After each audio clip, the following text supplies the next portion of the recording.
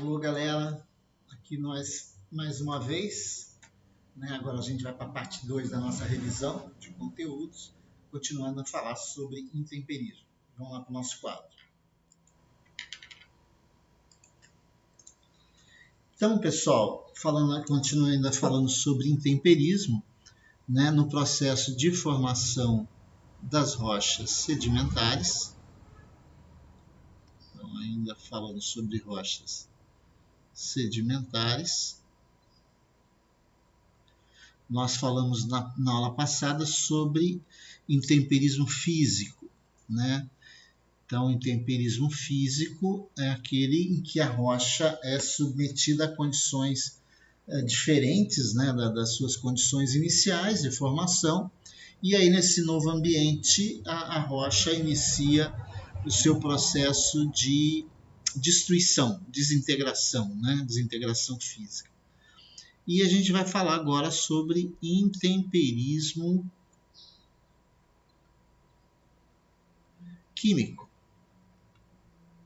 Se o intemperismo físico é o processo de desintegração física da rocha, no intemperismo químico ela leva à sua decomposição química, ou seja, a rocha ela vai sendo destruída em função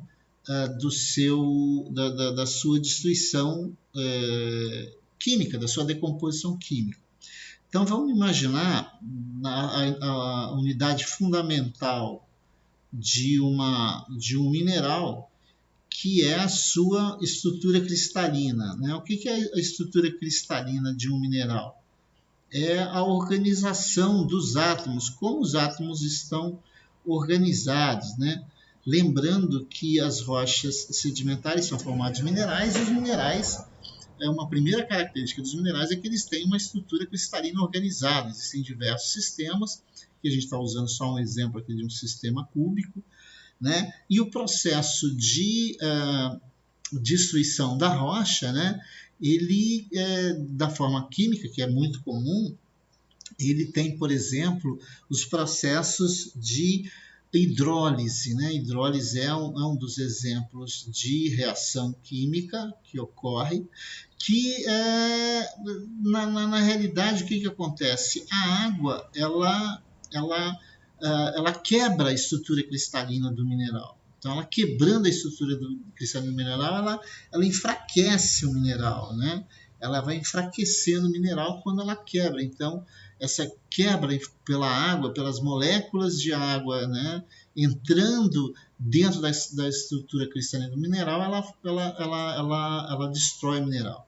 Um outro processo também que é provocado pela água é a hidratação, ou seja, a hidratação, a água entra na estrutura cristalina do mineral e processos de expansão, né, e contração dessa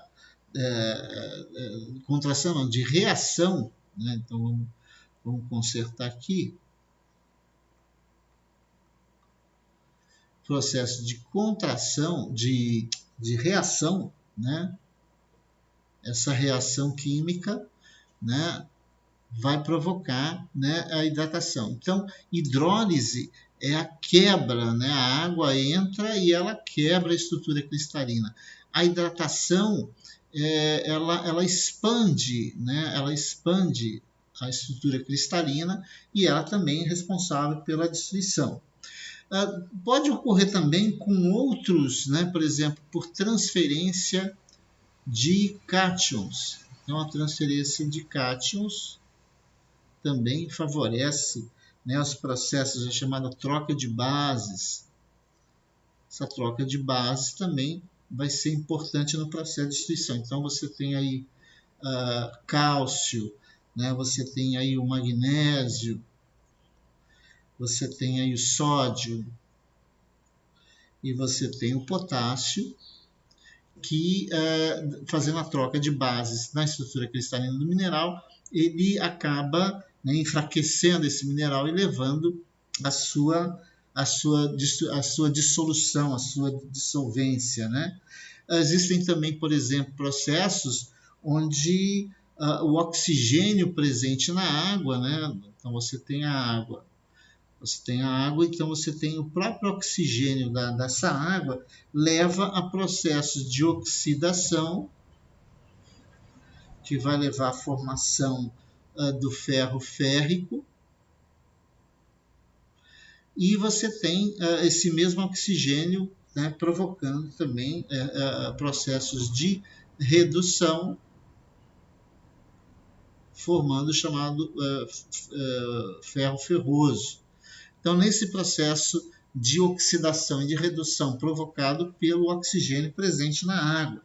Geralmente, essa redução está associada à ação de bactérias, né? Enquanto que, no caso da oxidação, ela está ligada diretamente à presença do oxigênio, o oxigênio que vai levar esse processo. Tem também processos de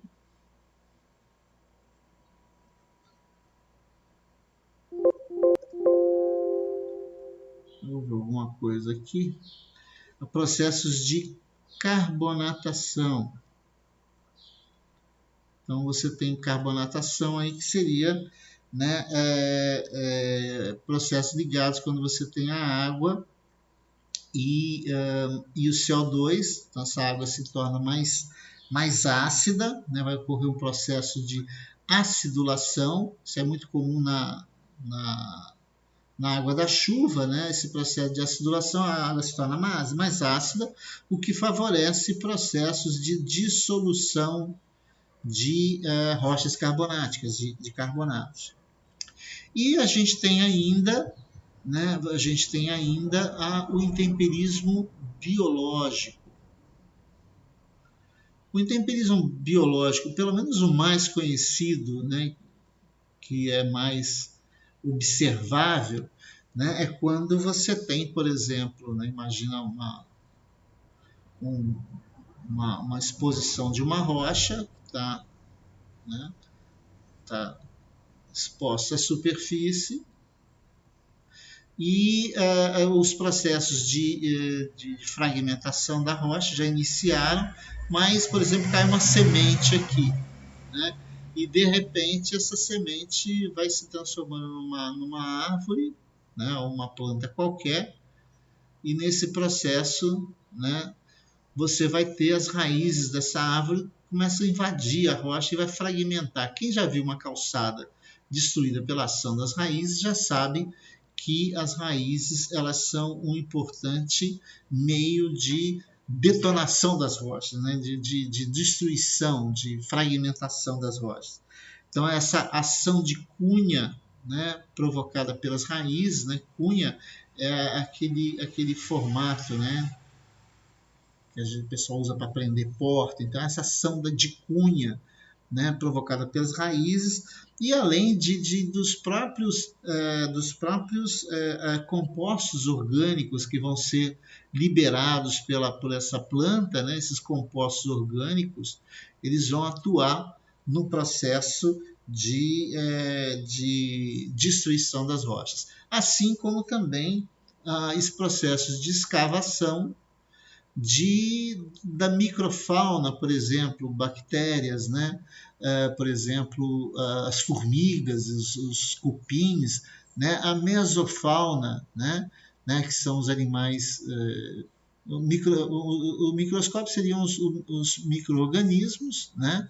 Aqui, por exemplo, o meso, você teria as minhocas como exemplo, e a macrofauna, que seria, por exemplo, os tatus, né, que fazem todos os animais que fazem buracos no solo, né? Então, tatu, qualquer outro tipo de animal que escave o solo favorece, né, processos de intemperismo biológico.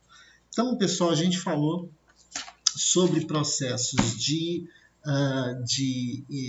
intemperismo químico, físico e biológico, né, os processos que levam à fragmentação, à destruição, à desintegração mecânica das rochas. Tá? Na próxima aula a gente fala um pouquinho mais sobre as diagênese e os processos de intemperismo. Beleza? Vamos voltar para o nosso